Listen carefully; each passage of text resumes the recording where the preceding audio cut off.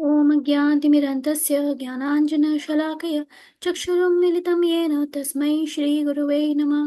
जय श्रीकृष्ण चैतन्य प्रभु नित्यानंद श्री अद्वैत गदाधर श्रीवासदि गौरभक्तवृंद। हरे कृष्णा कृष्णा कृष्णा हरे हरे, हरे राम राम राम हरे हरे।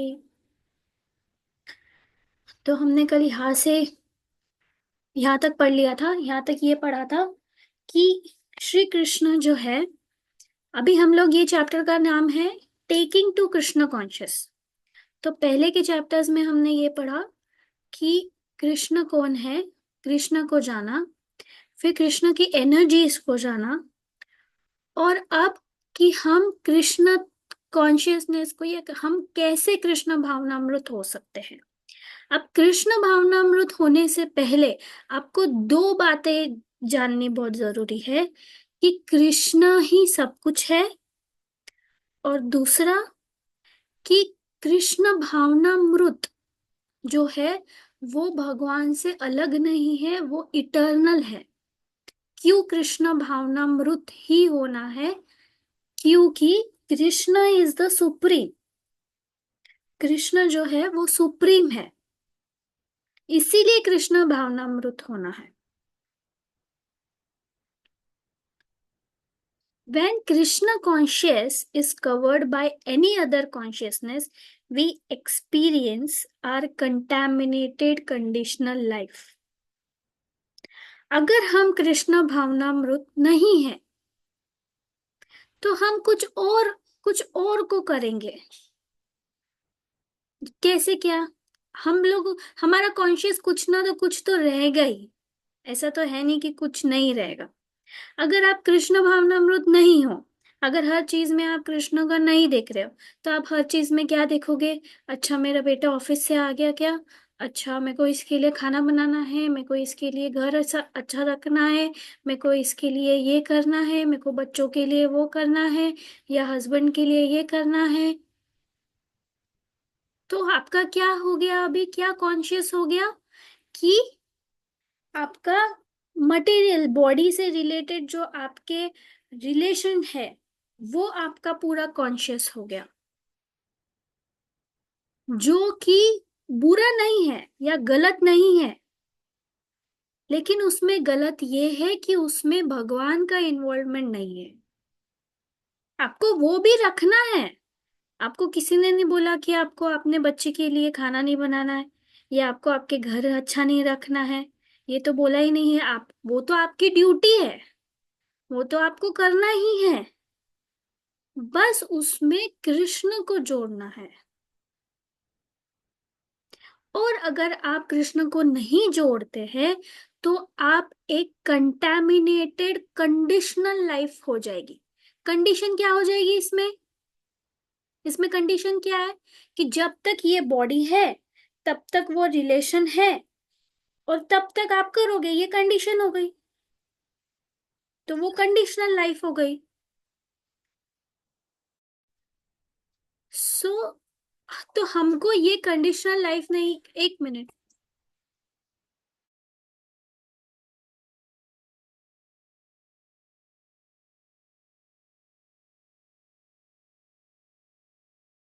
हाँ, सो ये आपकी कंडीशनल लाइफ हो गई। अगर आपने कृष्णा कॉन्शियस नहीं हो आप, और आप घरगुती कॉन्शियस हो, या कुछ और आपका कॉन्शियस है, तो when the sky is clear we can see the sun's brilliant effulgence, but when it is covered by clouds we cannot see it. We may be able to perceive the sunlight, but we cannot see the sun disk itself. तो जब आसमान clear है तब हम एकदम सन का जो है वो एकदम सन डिस्क देख सकते हैं, लेकिन क्लाउड्स अगर उसके ऊपर छटे हुए हैं तो हम नहीं देख सकते। तो जो आसमान जो क्लियर है वो हमारी नेचुरल कंडीशन है। Similarly, our consciousness is eternally Krishna consciousness because we are part and parcel of Krishna eternally. तो हमारा जो कॉन्शियसनेस है वो कृष्ण कॉन्शियसनेस ही है, क्योंकि हम उन्हीं के पार्ट एंड पार्सल है। और अगर हम वो नहीं रखते हैं तो हम कंडीशनड रहेंगे ही रहेंगे, हम कंटेमिनेटेड स्टेट में रहेंगे। जैसे अगर आकाश में बहुत बादल है तो हम ये बोलते हैं क्या कि आकाश साफ है? हम तो यही बोलते हैं ना, आसमान में बादल है, मतलब कभी भी बारिश हो सकती। लेकिन क्लियर है क्या? साफ है क्या? नहीं। वैसी कंटेमिनेटेड है वो स्काई जब क्लाउड्स है, क्लियर नहीं है। वैसा ही हमारा कॉन्शियसनेस जब हम कृष्णा के प्रति भावनामृत रहते तब हमारा वो क्लियर रहता। This is asserted in the 15th chapter of Bhagavad Gita. मामे वंशो जीवलोके जीवभूताः सनातनः मानः षष्ठनिन इंद्रिय प्रकृतिस्थानि करशति. The living entities in this conditioned world are my fragmented parts and they are eternal. But due to conditioned life, they are struggling very hard with the six senses, which include the mind. हम हमारे इंद्रिया और हमारे दिमाग की वजह से बहुत स्ट्रगल कर रहे हैं। और भगवान यहाँ खुद बोल रहे हैं कि ये जो लिविंग एंटिटीज है, लिविंग एंटिटीज मतलब हम, कीड़े मकोड़े पशु जानती सब लोग, जो भी जीवात्मा है, वो जो भी लिविंग एंटिटी है, ये कंडीशन वर्ल्ड में, कंडीशन मतलब क्या कंडीशन है कि ये मटेरियल वर्ल्ड जब तक है जब तक अपन है, ये मटेरियल बॉडी जब तक है जब तक है, तो कंडीशन हो गई। ये पूरा एनिहिलेट हो जाएगा ये अर्थ कुछ लाख सालों में, 43 lakhs years में ये अर्थ एनिहिलेट हो जाएगा और नई अर्थ बन जाएगी, नया ब्रह्मांड बन जाएगा। तो ये क्या है? कंडीशन, इटर्नल नहीं है। तो ये जो कंडीशनल वर्ल्ड है, इसमें जो जीवात्मा है वो मेरे फ्रेगमेंटल पार्ट है, मतलब मेरा हिस्सा है, और वो इटर्नल है। But due to condition life, क्योंकि हमारा बॉडी कंडीशन है, हम लोग हमारे बॉडी में जो सिक्स सेंसेस है, हमारा जो दिमाग है, उसके वजह से हम स्ट्रगल कर रहे हैं। Somehow or other we have come in contact with material nature, and because of the mind and the six senses we are struggling hard to exist. That is Darwin's theory, the struggle for existence, survival of the fittest. However, the actual fact is that our constitutional position is not one of struggle. Struggle is the position of animal life.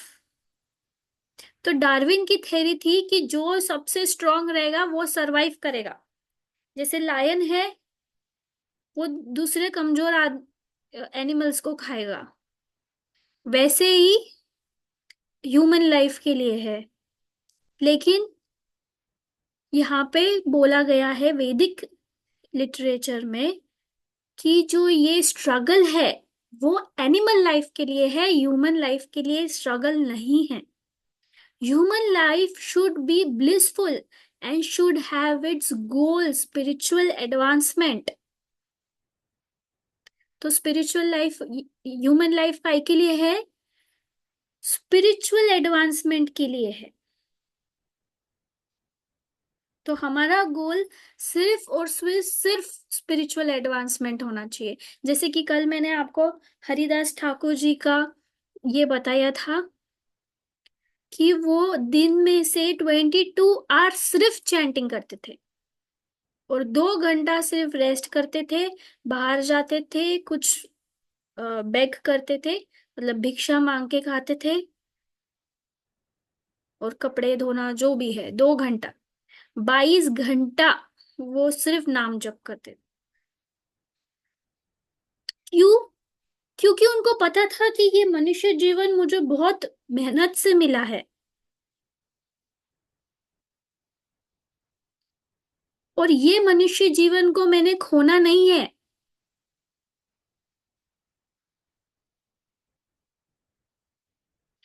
At one time, that was India's principle of life, that there was a class of people, the Brahmanas, who engaged themselves exclusively in spiritual culture.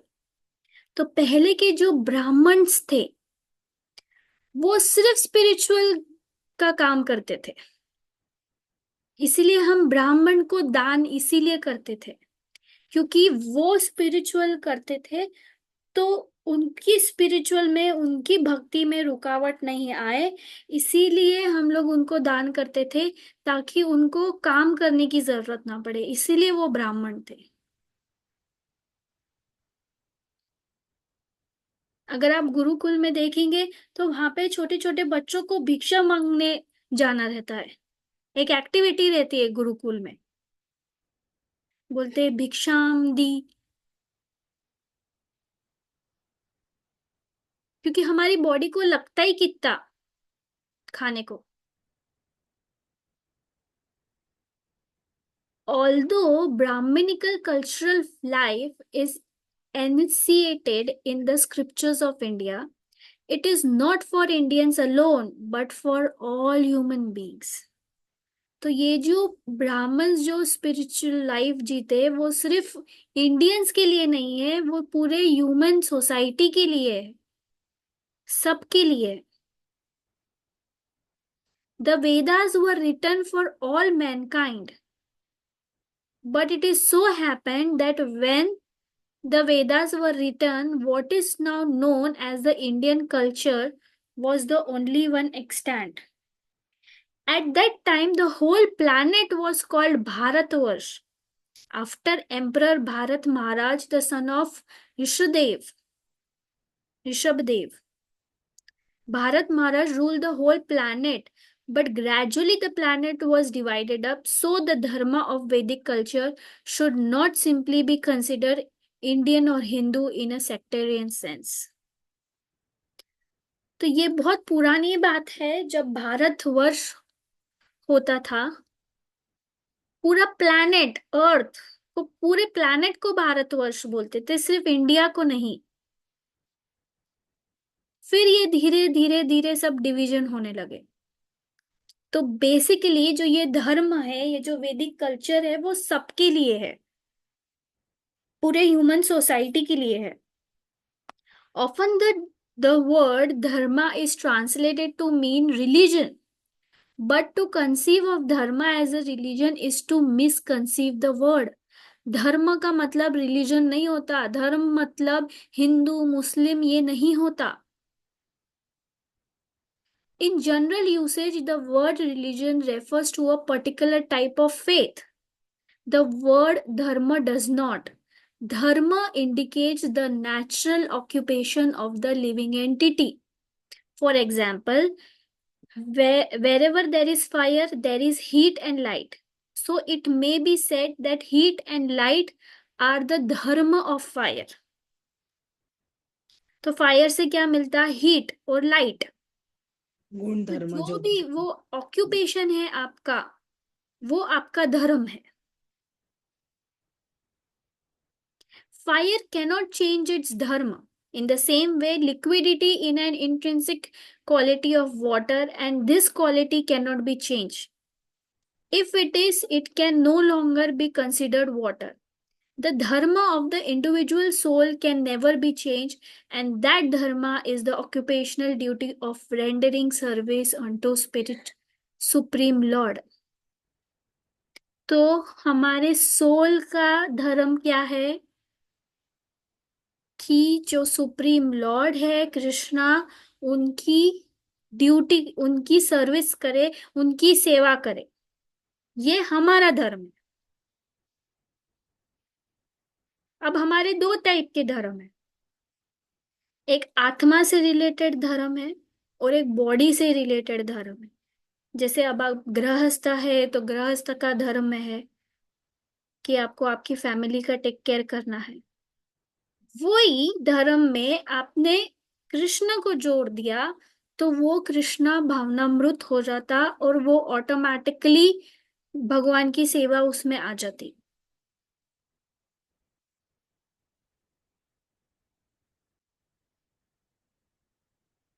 Today I may be a Hindu but tomorrow I may become a Christian और मुस्लिम। In this way, faiths can be changed. But dharma is a natural sequence, a natural occupation or connection.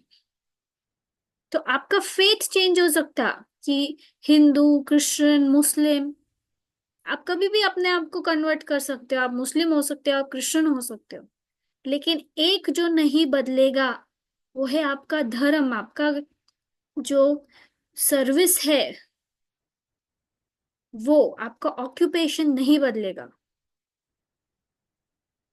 Krishna says that as soon as there is discrepancy in the discharge of the dharmas of the living entities, when there is an upsurge of unnatural activities, he descends. जब ये धर्म अधर्म हो जाता है तब कृष्ण अवतार लेते हैं। जब हम धर्म की पाथ से भटक जाते हैं तब कृष्ण आते हैं। One of the principal purposes of his descent is to re-establish religious principles. जैसे हमने ऊपर भी पढ़ा था कि कृष्ण भगवान बोल रहे हैं कि उन्होंने पहले सन गॉड को भगवत गीता सुनाई थी, फिर वो इक्ष्वाकु मनु ऐसे ऐसे हुआ, लेकिन बीच में टूट गई थी, वो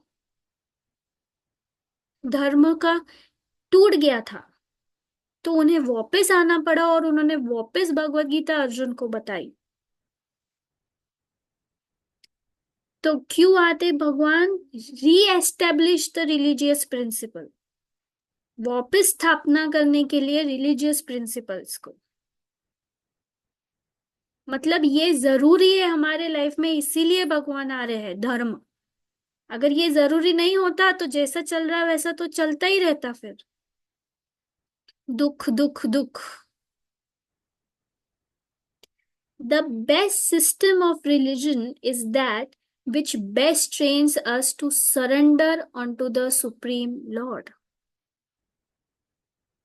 तो बेस्ट रिलीजन, अब आप बोलेंगे कौन है सही, हिंदू सही, क्रिश्चियन सही, मुस्लिम सही? तो वो सही जो आपको बोलता है कि भगवान के शरण में जाओ। This is the basic underlying Bhagavad Gita. We can select our own religion and be Hindu, Muslim, Buddhist, Christian or whatever, as long as we know the real purpose of religion. आप कुछ भी रहो, उससे कुछ भी मायने नहीं रखता जब तक आपको पता है कि आप का रियल धर्म क्या है। Indeed, Srimad Bhagavatam does not recommend that we give up our present religion, but it does hint that at the purpose of religion. तो आपको कोई नहीं बोलता कि आप ये रिलीजन छोड़ दो।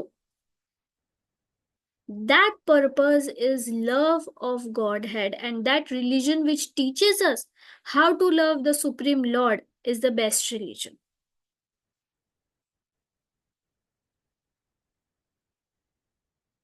In this age, especially, there is general decay in the consciousness of the masses of people. A few people remember that there is a God, but for the most part, people are forgetting Him. Therefore, they cannot be happy. अभी बहुत people, उनको लगता ही नहीं कि भगवान है, atheist हो गए लोग। तो उनके साथ कुछ एक हादसा हो गया, हाँ हम भगवान में मानते ही नहीं, अगर भगवान होता तो ऐसा हमारे साथ होने नहीं देता, ऐसा कुछ कुछ बोलते हैं। Therefore, they cannot be happy. तो वो खुश नहीं रह सकते। People are thinking that God is dead, or that we have no obligation to God, or that there is no God. This sort of thinking will never make for happiness. तो अगर आप ऐसा सोचेंगे कि भगवान कोई नहीं, कुछ नहीं, तो ऐसी हैप्पीनेस कुछ भी काम की नहीं। When civilization is godless or atheistic, as it is today, God or his representative comes to remind people of their relationship with the supreme consciousness.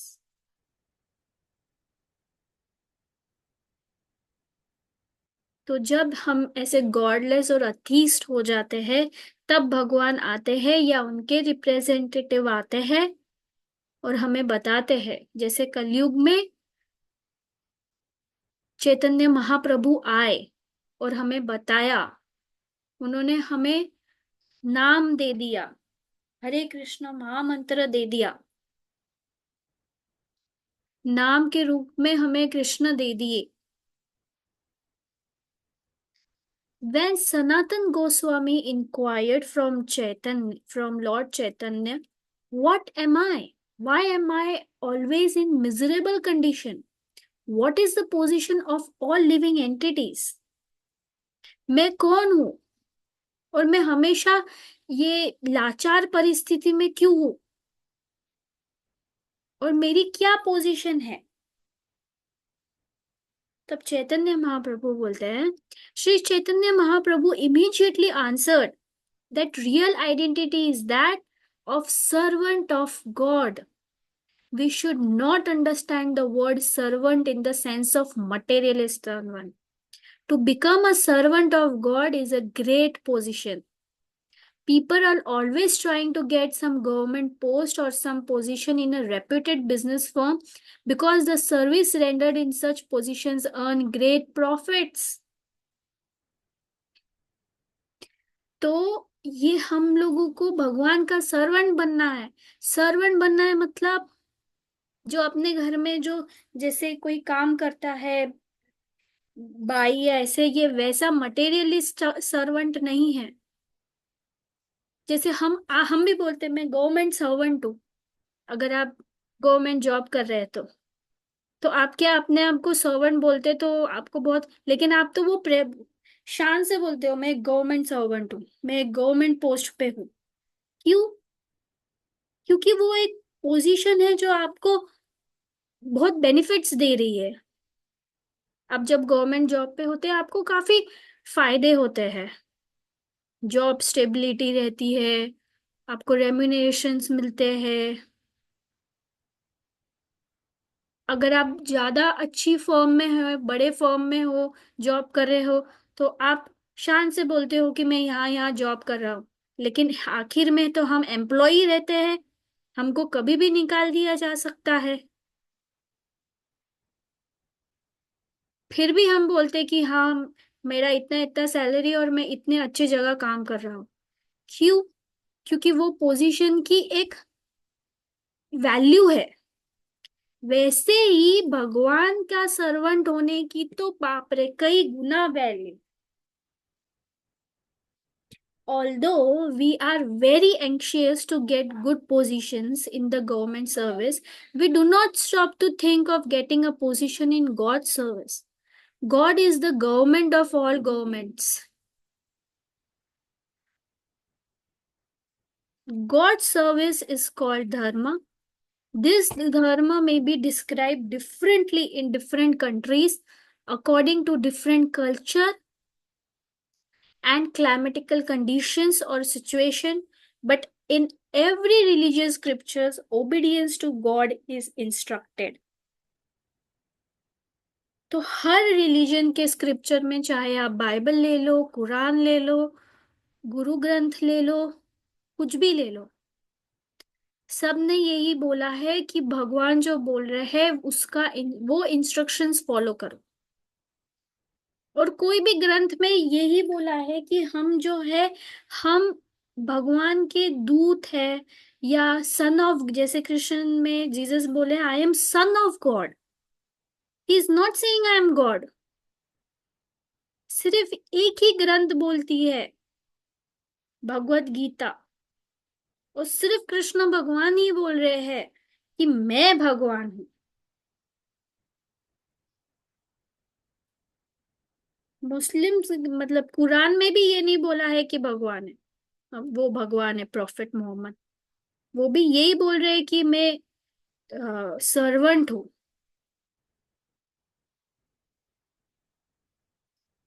No scripture says that there is no God or that we as living entities are independent.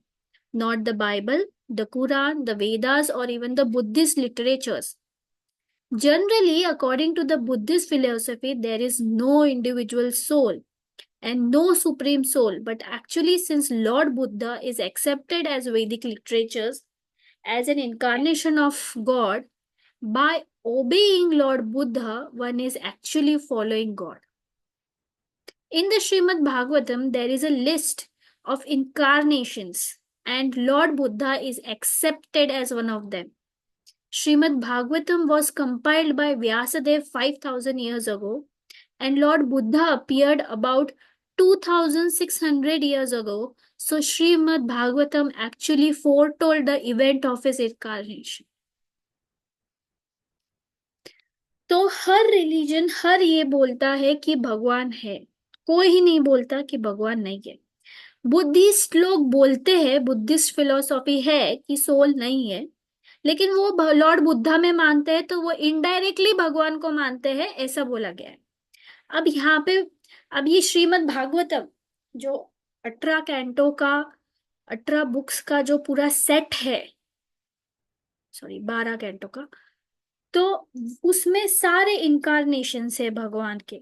Incarnations मतलब जैसे मत्स्य अवतार, सारे अवतार। जो जो Lord Buddha है वो भी एक अवतार है भगवान का। तो अब व्यासदेव ने तो 5000 साल पहले ही लिख दी थी श्रीमद् भागवतम, और लॉर्ड बुद्ध अभी आए 2600 साल पहले। तो मतलब पहले से ही पता था कि लॉर्ड बुद्ध अपीयर होने वाले हैं। Lord Buddha preached that there is no God and no soul, that this body is a combination of matter, and that when we dissolve this material combination, sensations of misery and happiness will no longer exist.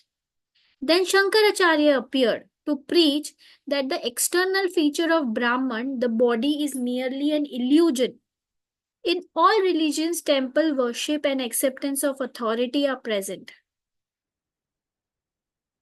We may accept Krishna or Lord Jesus Christ or Jevo or Lord Buddha or Shankaracharya or Guru Nanak, but in any case, acceptance of authority is required.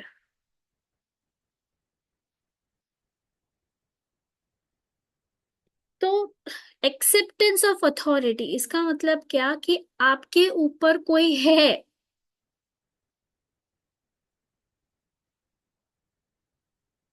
वो आपको accept होना जरूरी है। In Bhagavad Gita, Lord Shri Krishna is accepted as the supreme authority. Sometimes Krishna descends personally and sometimes he descends by his incarnations. Sometimes he descends as sound vibration and sometimes he descends as a devotee. There are many different categories of avatars. तो कभी वो खुद personally आते, कभी उनके incarnation आते, जैसे कि नरसिम्हा देव है। नरसिम्हा देव कृष्ण के अवतार है, वो खुद नहीं आए, उनके अवतार आए, अवतार है, उन्होंने वो अवतार लिया और वो आए। कभी वो साउंड वाइब्रेशन के इससे आते, तो ये जो होली नेम है हरे कृष्ण, वो एक साउंड वाइब्रेशन है। कभी वो एज अ डिवोटी आते। तो ये अलग अलग अलग अवतार का वर्णन है जो हमें बहुत अच्छे से श्रीमद् भागवतम जब हम पढ़ेंगे तब हमको एक एक अवतार, उसका मतलब, क्यों, सब समझ आएगा। In this present age, Krishna has descended in his holy name. Hare Krishna, Krishna Krishna, Hare Hare, Hare Rama, Rama Rama, Hare Hare.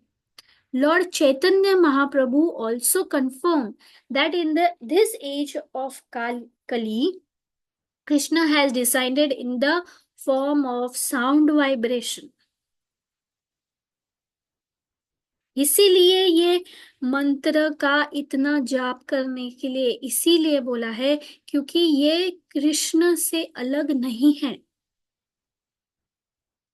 आपको पता भी नहीं कि आपके सिर्फ अनजाने में बोलने से, ये मंत्र बोलने से आपके कितने सिन, कितने पाप मिट जाए रहे हैं। तो सोचो, आपने अगर ध्यान से, ध्यान पूर्वक अगर चैंटिंग किया और प्रिस्क्राइब चैंटिंग किया 16 माला की, तो उससे कितना फर्क पड़ेगा।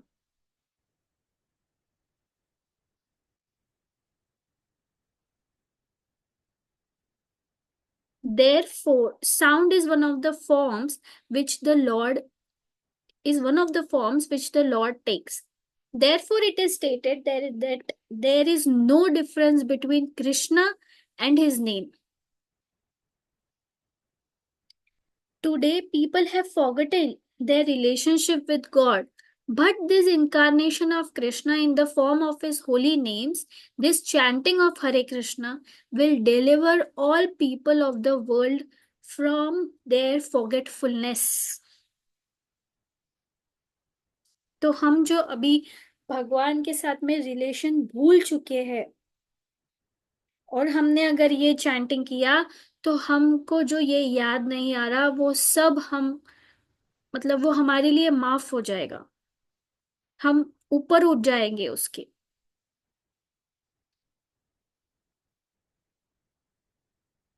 Lord Chaitanya Mahaprabhu says that if we chant or associate with the chanting of the holy names of Krishna, we will reach the highest perfectional stage of life.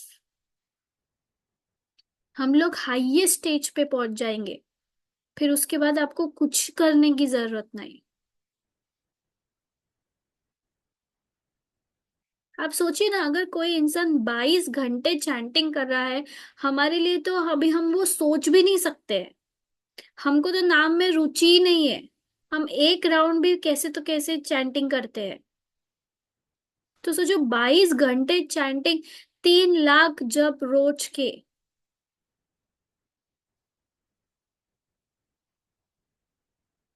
किसी किसी को लगेगा ये क्या पागल आदमी था, ये क्यों करता था ऐसा। ये इसीलिए वो इंसान बोलेगा क्योंकि उसको चैंटिंग का महत्व नहीं पता।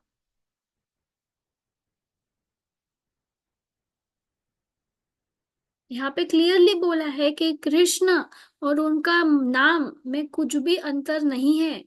ये हम हमारे लिए, कलयुग के लिए, ये भगवान ने बहुत बड़ी मर्सी, दया करी है हमारे ऊपर, कि अपने आप को पूरा नाम में समर्पित कर दिया। According to Srimad Bhagavatam, there are different processes for different ages, but the principle of each process remains valid in all the ages. It is not that the chanting of Hare Krishna is effective in this age and not in Satyuga, nor is that the people were not chanting the holy names of Krishna in Satyuga. In Satyuga, meditation was the main process, and great munis meditated for periods extending upwards of 60,000 years. In this age, however, the perfection by that means of meditation is not possible because we are so short lived. तो यहाँ पे और clarify किया है श्रीला प्रभुपाद जी ने कि ये हरे कृष्ण ऐसा नहीं है कि ये हमारे लिए ही है, हमारे लिए तो है ही, लेकिन इसका जो हरे कृष्ण महामंत्रा का जो चैंटिंग है वो पहले भी होता था, सतयुग में भी होता था। लेकिन वो सतयुग में जो वो मेडिटेशन करते थे, वो सालों सालों तक उनको उसका पुण्य मिलता था। बट हम इतने शॉर्ट लिव्ड है कि हम वैसे ग्रेट मुनीज नहीं बन सकते, हम इतना मेडिटेट नहीं कर सकते। तो हमारे लिए थोड़ा प्रोसेस आसान कर दिया बस। Consequently, in this age, it is specially recommended that we all sit down together and chant Hare Krishna. It is very easy and everyone can take part in it. There is no necessity of education, nor are any previous qualifications required. In this age, people are also very slow and unfortunate, and they are contaminated with bad association. तो chanting करने के लिए आपको कोई education की जरूरत नहीं है, आपको कोई क्वालिफिकेशन की जरूरत नहीं है, बस टंग होना चाहिए। और ये एज में हम जैसे लोग, बहुत दुर्भाग्य है हमारा, और हम स्लो लर्नर्स है, हम स्लो है, हमारी बुद्धि इतनी विकसित नहीं है।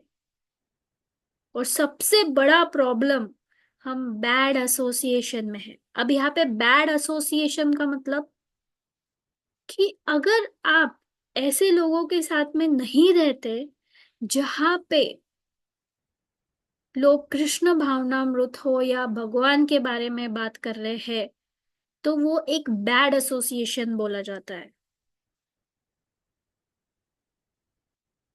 तो बैड एसोसिएशन, तो अभी तो हर घर में फिर वैसा ही है। अभी कहाँ हम लोग भगवान के बारे में बात करते हैं, हम कहाँ ग्रंथ निकाल के पढ़ते।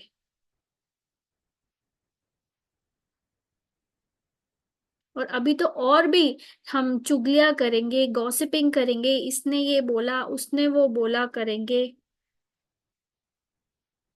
किसी का अनहित चाहेंगे। तो ये तो कितनी सारी बुरी बातें हैं।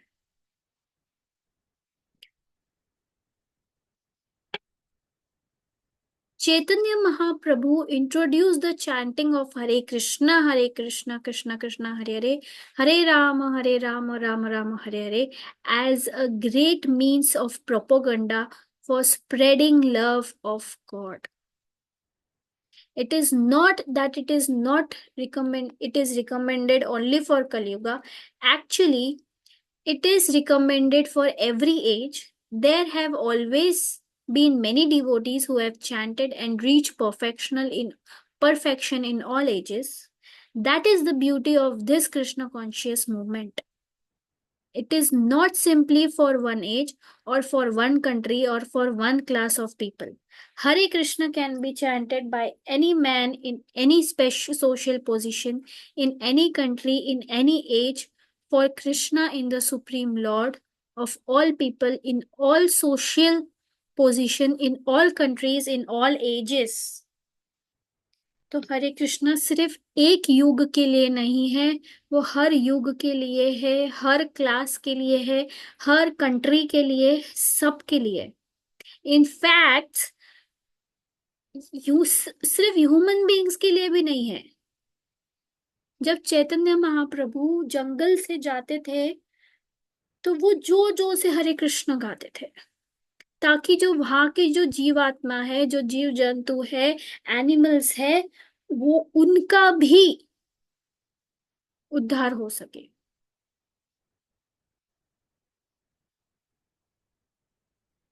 तो ये सब के लिए है। ये बुक यही खत्म हो गई। हरे कृष्णा। किसी को कुछ डाउट, किसी को कुछ पूछना?